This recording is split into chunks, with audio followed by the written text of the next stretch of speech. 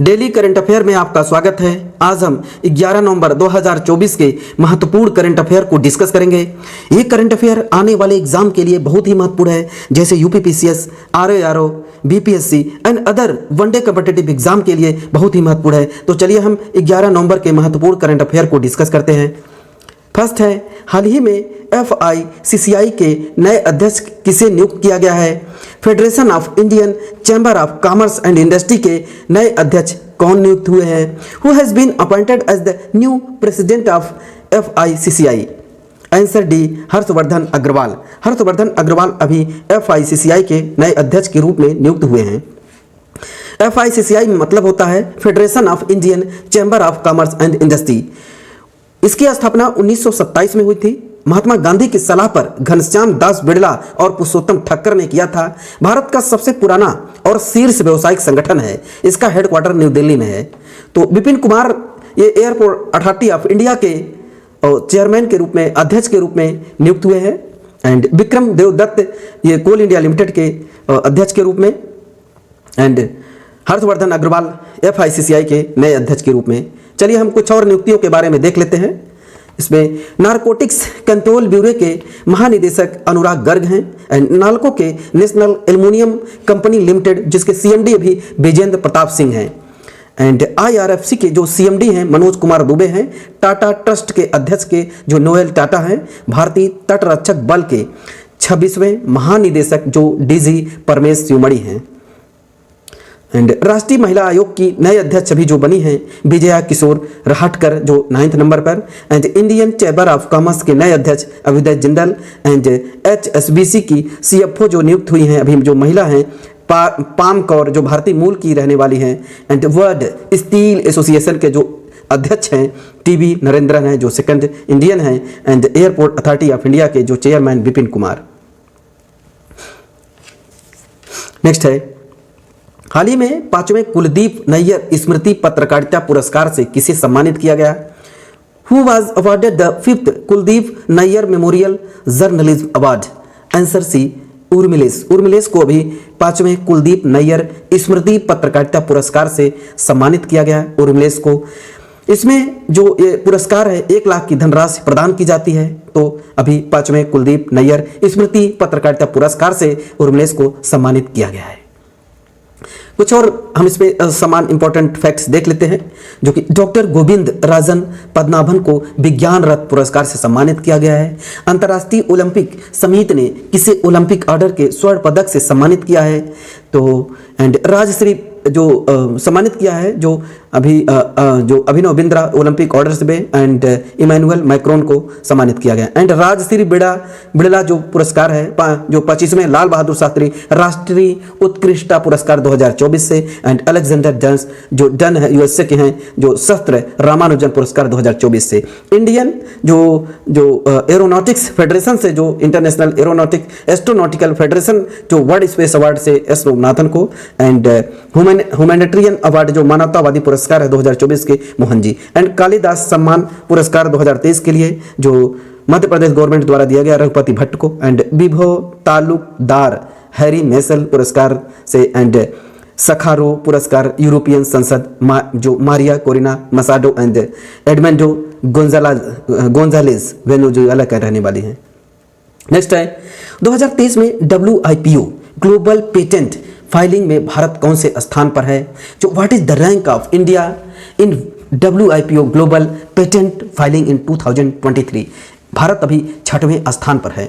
जो world intellectual property organisation है, WIPO का मतलब होता है वर्ल्ड इंटेलेक्चुअल प्रॉपर्टी ऑर्गेनाइजेशन। जो पेटेंट के क्षेत्र में भारत का जो ग्लोबल जो संपदा है जो WIPO इंटेलेक्चुअल प्रॉपर्टी ऑर्गेनाइजेशन, तो इसमें जो है भारत का 6वें स्थान पर इसका नंबर है। जो कि इसमें WIPO की जो स्थापना हुई थी 1967 में हुई थी। हेडक्वार्टर्स का जिनेवा स्विट्जरलैंड में है। मेंबर 167 मेंबर हैं। और DG Daren Tang and world IP day 26 अप्रैल को मनाया जाता है। तो जो वर्ल्ड इंटेलेक्चुअल प्रॉपर्टी ऑर्गेनाइजेशन है, उसमें जो बौद्धिक संपदा के रूप में ये भारत जो है कि 6वें नंबर पर है। और पहले नंबर पर तो यहाँ पे जो रिसर्च डेवलपमेंट होता है उसमें पेटेंट फाइलिंग की जाती है, जो कॉपीराइट न आने पाए तो कॉपीराइट के लिए वो इसीलिए जो रिसर्च मतलब न्यू टेक्नोलॉजी विकसित किया जाता है, एक पेटेंट विकसित किया जाता है, उसी पे भारत का 6वें नंबर पर सबसे ज़्यादा जो जर्नलिज्म है, जो पेटेंट है फाइलिंग करने वाला, भारत 6वें स्थान पर है। चाइना फर्स्ट नंबर पर है and USA second, Japan third, south Korea fourth and Germany fifth and India 6th number पर। तो WIPO की स्थापना 1967 में हुई थी। हेडक्वार्टर इसका जेनेवा में है, कई बार एग्जाम में पूछा गया है। कुछ और इंपॉर्टेंट फैक्ट देखते हैं इसमें।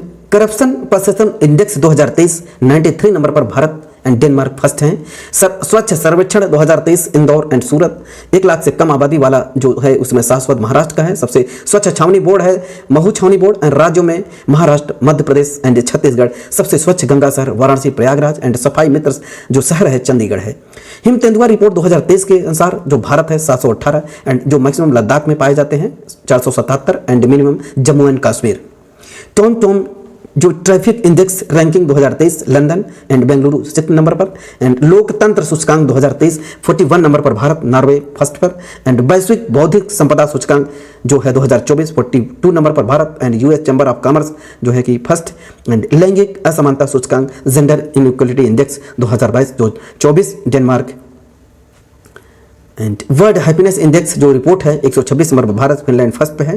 Global fire power index 4th number पर भारत, टॉप पर यूएसए है।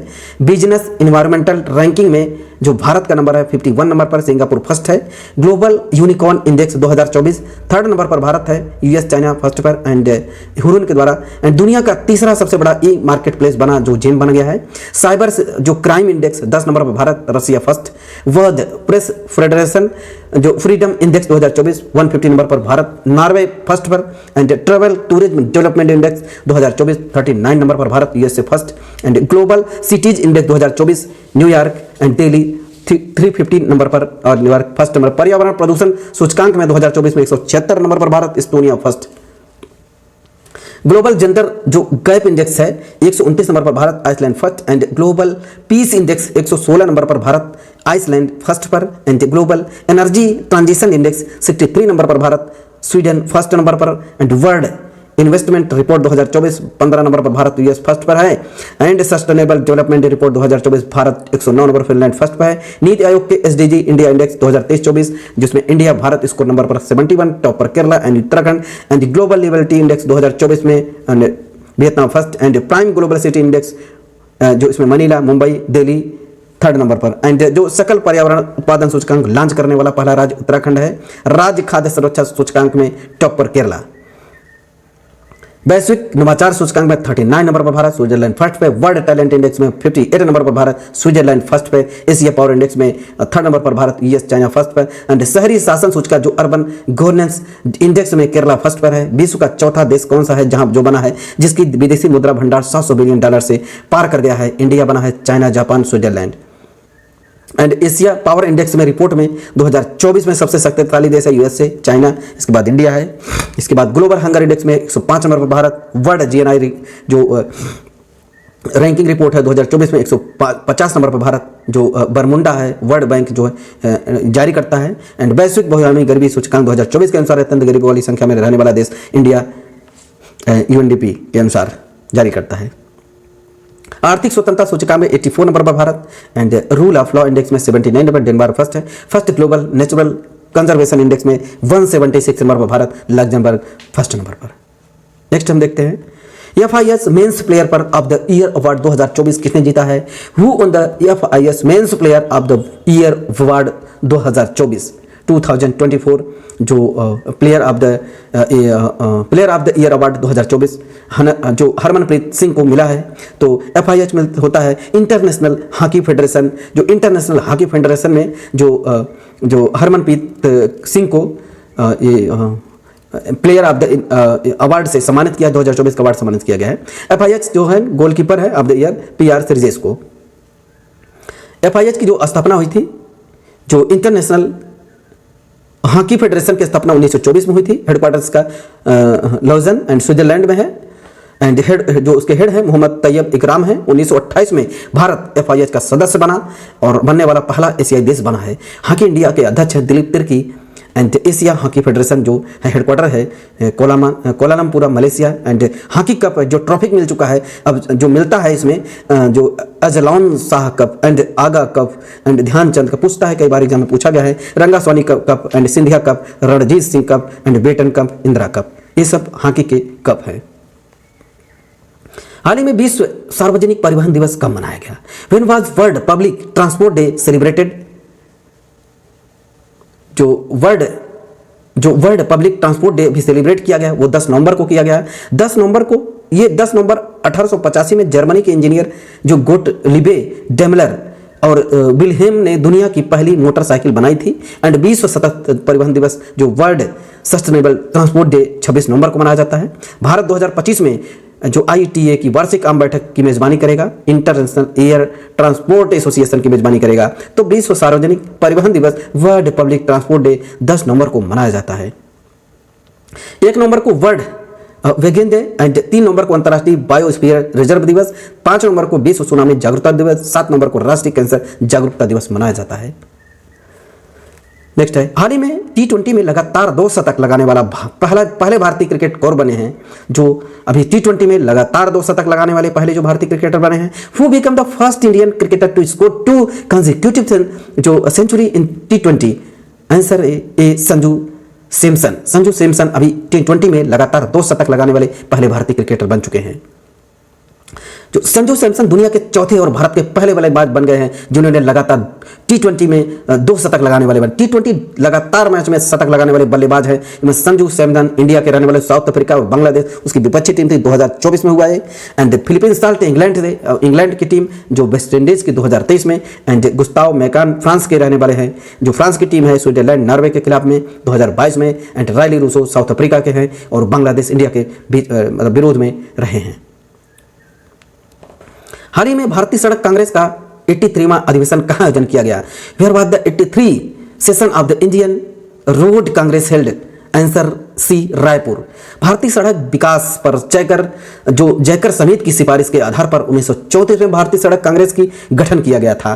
तो भारतीय सड़क कांग्रेस का जो 83वां अधिवेशन रायपुर में ही मनाया गया। तो भारतीय सड़क कांग्रेस 2024 का ये 83 एडिशन है और ये रायपुर में छत्तीसगढ़ में मनाया गया है। उद्घाटन इसका केंद्रीय सड़क परिवहन और राजमार्ग मंत्रालय द्वारा 8 से 11 नवंबर चला। पहला संयुक्त कमांडर सम्मेलन जो लखनऊ में हुआ। एंड दूसरा अंतर्राष्ट्रीय बौद्ध मीडिया सम्मेलन 2024 न्यू दिल्ली में। And second global food regulation summit New Delhi, उद्घाटन जगत प्रकाश नड्डा, ऑर्गेनाइजर FSSAI।